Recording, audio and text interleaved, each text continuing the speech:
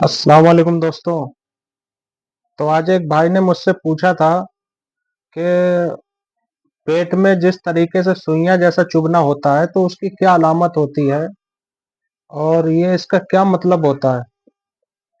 क्योंकि उनके एक भतीजा है, उनके साथ में ये सब हो रहा है, तो मेरे पास कल वो आने के लिए कह रहे थे। जब मैंने उनको बताया कि ये काला जादू होता है और ये होता किस तरीके से ये है, तो ये आप लोगों को मैं बता देता हूँ।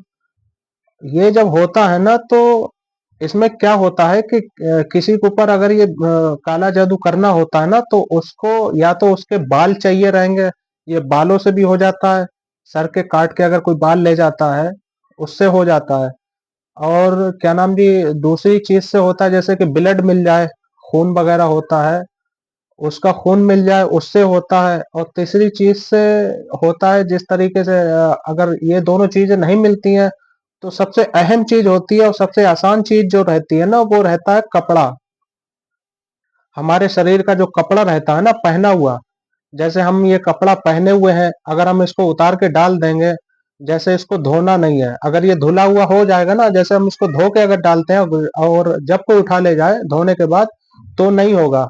जैसे अभी हम ये पहने हुए हैं, अगर हमने इसको उतार के जो है वो रख दिया है, और रखने के बाद में अगर इसको कोई लिए गया है ना, तो उससे ये काम होता है।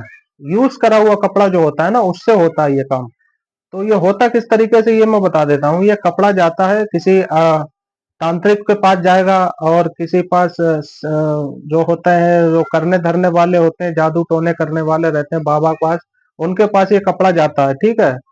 तो ये अब वो करते किस तरीके से ये भी मैं बता दूं। ये एक डॉल बनाते हैं, जिस तरीके से ये आप देखते होंगे कि गुड़िया वगैरह जिस तरीके से रहती है ना गुड़िया, उस तरीके की एक डॉल बनाते हैं। और डॉल बनाने के बाद में उस कपड़े को ये लपेट देते हैं उस डॉल के ऊपर। उस डॉल के ऊपर लपेट देते हैं, उसमें सुइयां वगैरह जो है वो चुभाते हैं।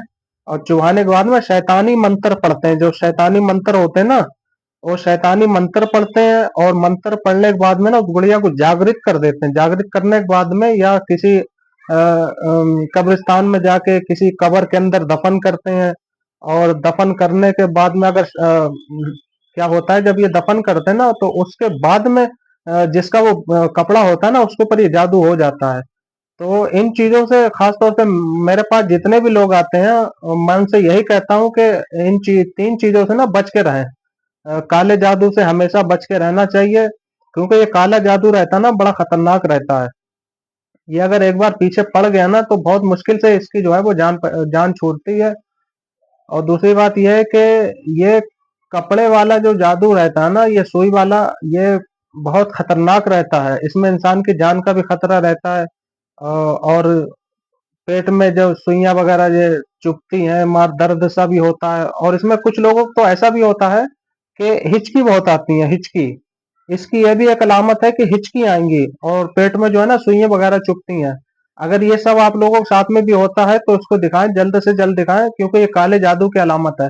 इसमें कोई डॉक्टरी इलाज नहीं है। अगर डॉक्टरी इलाज आप करवाते हो, कोई फायदा नहीं होता इसमें। तो सुइयां वगैरह अगर पेट में चुभती हैं, तो किसी आलिम को दिखाएं।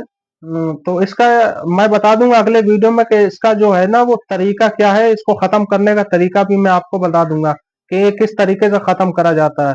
ठीक है जी। बाकी अगर आप लोगों में से अगर किसी को होता है तो किसी को दिखा दें। बाकी मैं आपको एक वीडियो बनाऊंगा, इसके लिए अलग से एक वीडियो बनाता हूँ, उसमें मैं तरीका बता दूंगा कि किस तरीके से इसको खत्म करें और किस तरीके से जो है ना सही हो इस चीज से। और खास तौर से इन चीजों से बच के रहें। अगर कपड़ा किसी को अगर देते हैं, तो धो के दें, बगैर धो के ना दें, क्योंकि ये जानलेवा भी हो सकता है।